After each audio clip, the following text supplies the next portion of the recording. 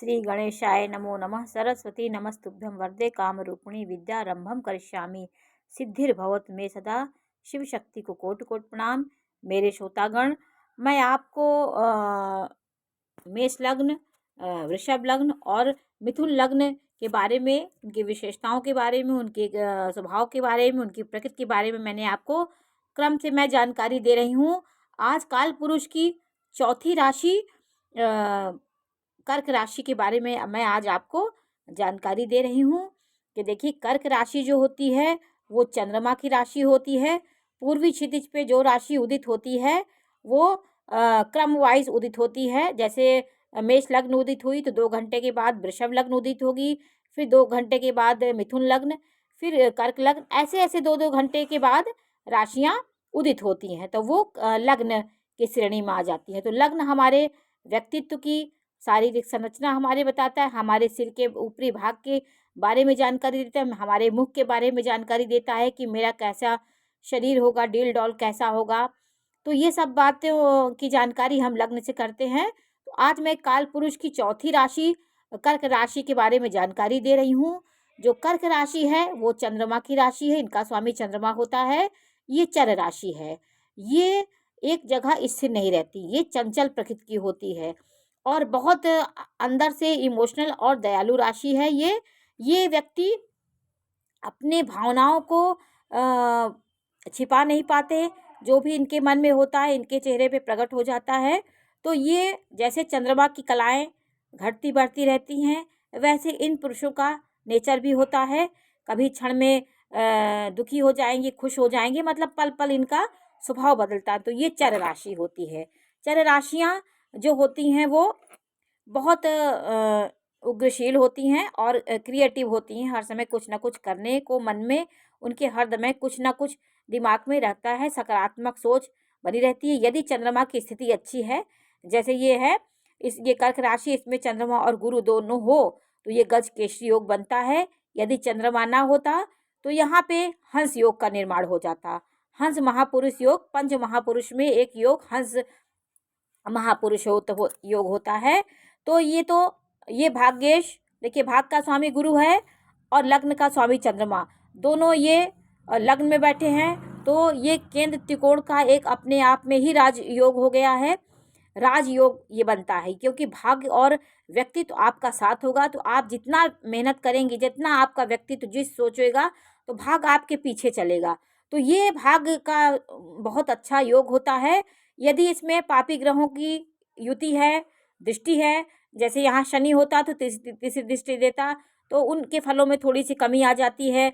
राहु होता तो आपके गुरु के प्रभाव को दबा देता, चंद्रमा के प्रभाव में एक प्रकार का विष डाल देता है, आपके मन को भ्रमित कर देगा है। तो ये सब ग्रहों के बैठने से भी आपके स्वभाव में परिवर्तन आता रहता है। तो मैं आज सिर्फ आपको कर्क राशि के बारे में जानकारी दे रही हूँ कि कर्क राशि यदि चंद्रमा उच्च का है, यदि चंद्रमा उसी में बैठा है, गुरु भी है, तो आप बहुत भाग्यशाली हैं और बुद्धिमान, सुंदर और अमीर होंगे। आपके जन्म ही अच्छे घर में होगा, नहीं भी होगा तो आप उसके बाद आपके जीवन में आपके माता पिता का जीवन बदल जाएगा। तो कर्क राशि जो होती है उसमें पापी ग्रहों की स्थिति ना हो तो आप जो है बहुत ही भाग्यवान और रहीसी से और चंद्रमा की कलाओं के अनुसार आप बढ़ेंगे। जैसे कलाएं चंद्रमा बढ़ती रहती हैं तो आपके जीवन में उसी प्रकार चंद्रमा की कोमलता, सुंदरता आपके जीवन में आती रहती है। आपके जीवन में आप अमीरी आपके जीवन में पग पग बढ़ेगी। यदि चंद्रमा की स्थिति अच्छी है तो गुरु का भी योग है, तो आप दिन पे दिन आप बढ़ते रहेंगे।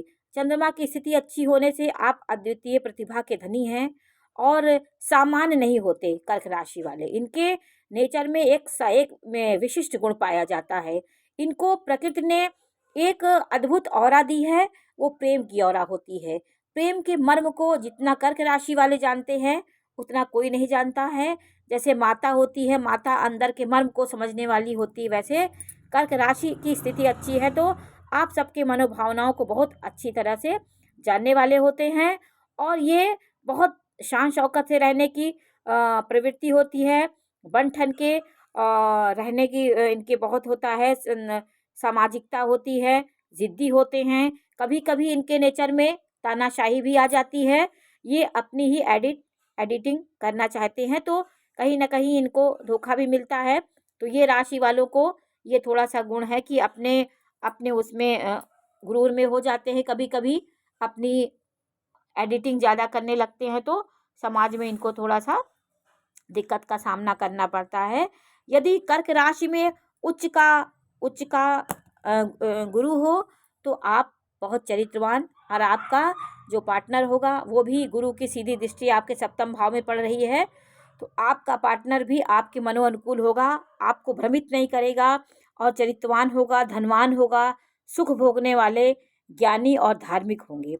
सारे काम आपके बनते जाते हैं। तो ये गुरु अच्छे ग्रहों की स्थिति के बारे में अब मैं आपको बता रही हूँ। और यहाँ पे यदि नीच का चंद्रमा हो जाता, कोई और हो, नीच का चंद्रमा हो गया, यहाँ पे चंद्रमा बैठा हो, तो आपके स्वभाव में बिल्कुल परिवर्तन हो जाएगा। आपके अंदर छोटी छोटी सोच हो जाएगी, लड़ने झगड़ने वाले आप होंगे, दुस्साहसी हो जाएंगे, आपका नेचर कोई समझ नहीं पाता है। तो ये सब उथल पुथल नीच के ग्रह भी हमारे जीवन में कराते हैं। तो कर्क राशि वाले का भाग्य का स्वामी भाग्येश बृहस्पति होता है, जो बृहस्पति नवम भाव का स्वामी होता है। बृहस्पति की स्थिति दसम भाव में केंद्र त्रिकोण में हो तो भाग्यमान आप होंगे।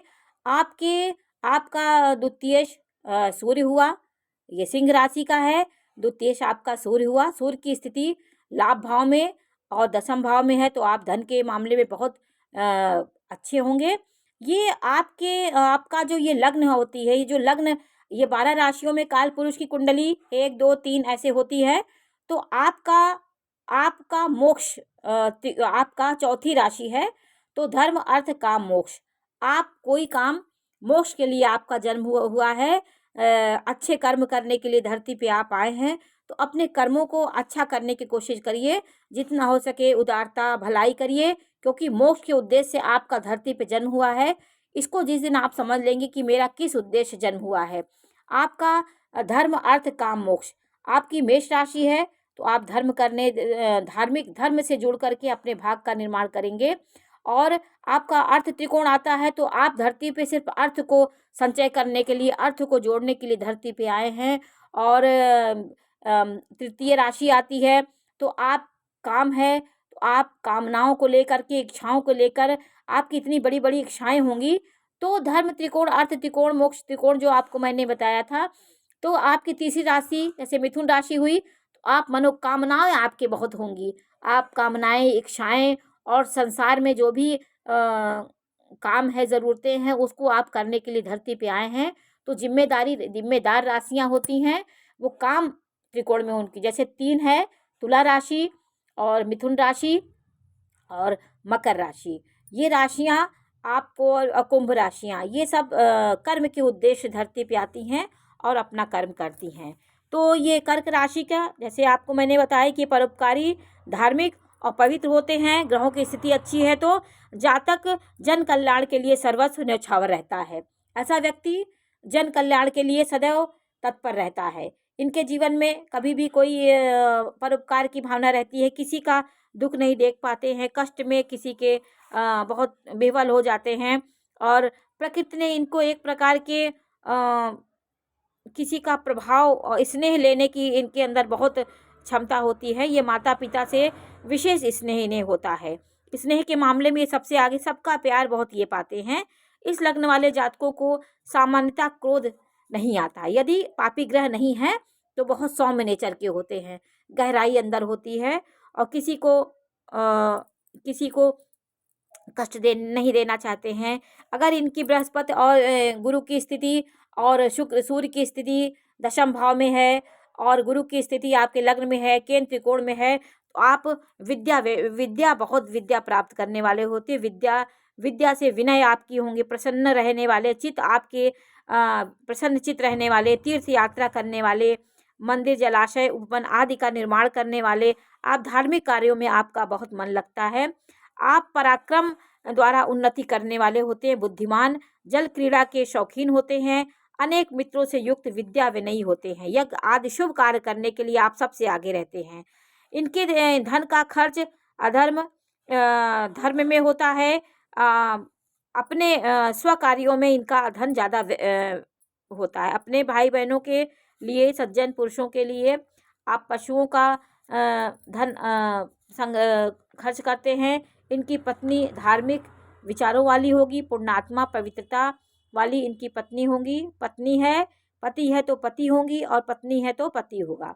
पत्नी है तो पति का किया जाता है, निष्कर्ष निकाला जाता है। तो कन्याओं का जन्म इस लग्न में हुआ है तो ये कन्याएं चंद्रमा से प्रभावित होती हैं।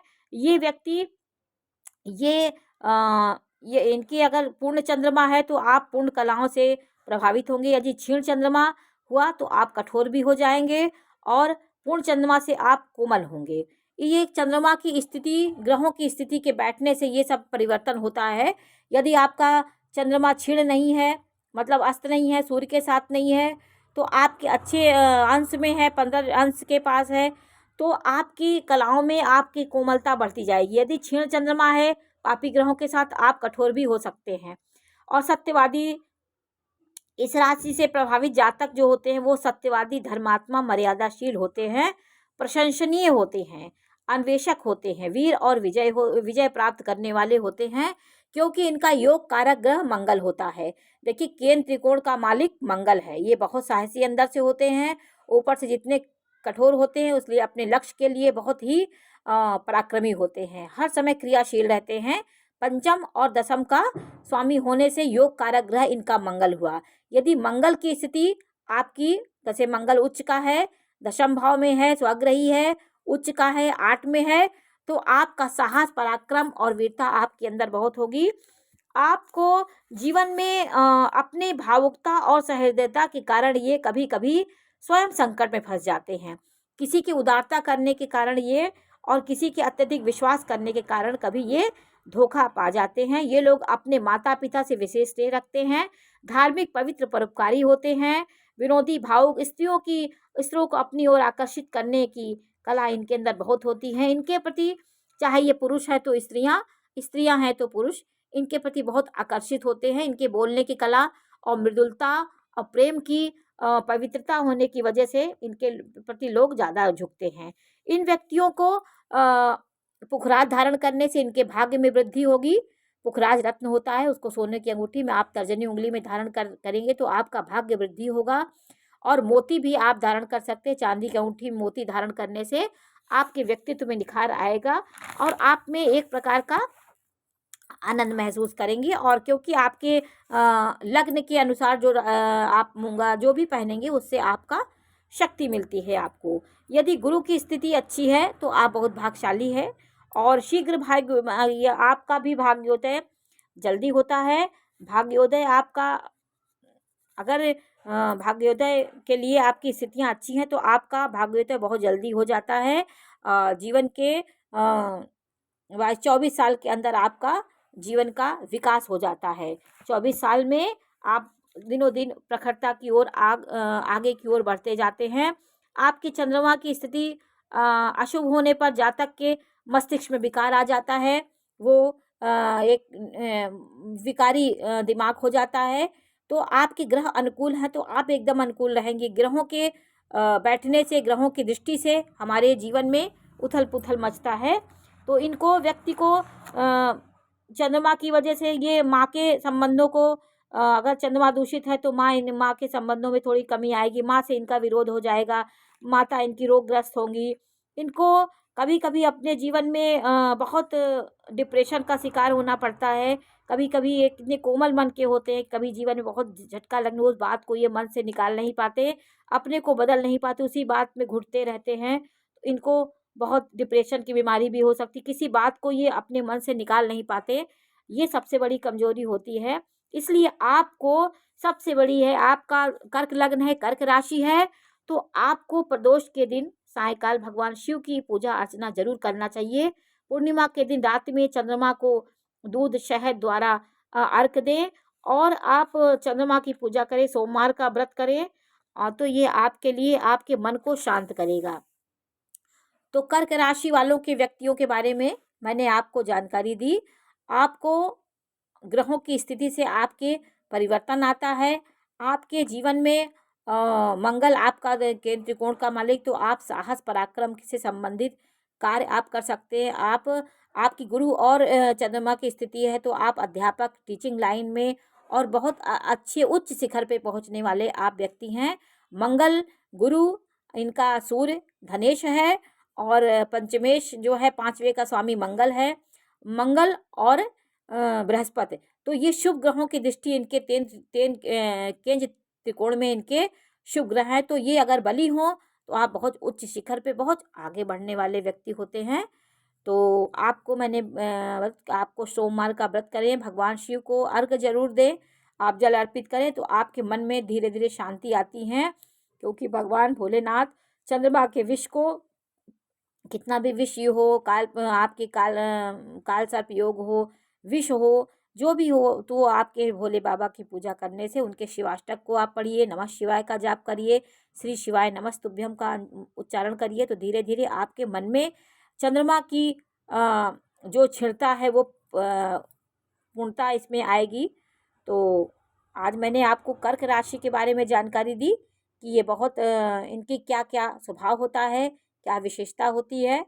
तो आज मैंने आपको जानकारी दी। नमस्कार।